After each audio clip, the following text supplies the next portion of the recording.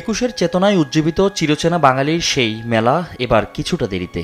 বিশেষ কারণে এবার বইমেলা শুরু হচ্ছে 25শে ফেব্রুয়ারি থেকে। তবে ক্যালেন্ডার বদলালেও বদলায়নি পাঠকদের আবেগ আর প্রকাশকদের ব্যস্ততা।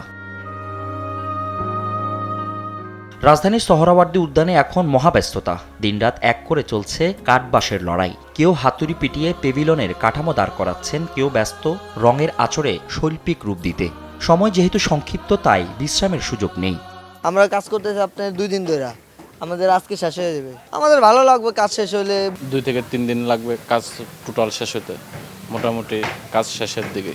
নিশ্ছিদ্র নিরাপত্তা আর নান্দনিক সাজ, দুদিকেই কড়া নজর আয়োজকদের। পাঠকদের ভিড় সামলাতে আর নির্বিঘ্নে বই কেনা নিশ্চিত করতে চলছে শেষ মুহূর্তের ঘষামাজা। এখন কেবলই ক্ষণগণনা অপেক্ষা বাঙালির প্রাণের মেলা উদ্বোধনের। এবার বইমেলায় আমার জানা মতে প্রায় 500-র অধিক প্রকাশনী মেলায় থাকবে। কারণ বসে হয়তো একটু লেট করে হচ্ছে, বাট এখনো ওইভাবে জমজমাট হয়নি। ওইভাবে বলতে পারছি না, এখন আসছি দেখি যে না, এখন ওইভাবে শুরু হয়নি আর কি, চালু হয়নি, বাট পরিস্থিতি স্বাভাবিক মনে হচ্ছে। বইপ্রেমীদের প্রতীক্ষার অবসান ঘটিয়ে প্রাণের মেলা হয়ে উঠুক জ্ঞান আর মননশীলতার মিলন মেলায়, এমনই প্রত্যাশা সবার। ফজলে আদিত্য, দেশ টিভি, ঢাকা।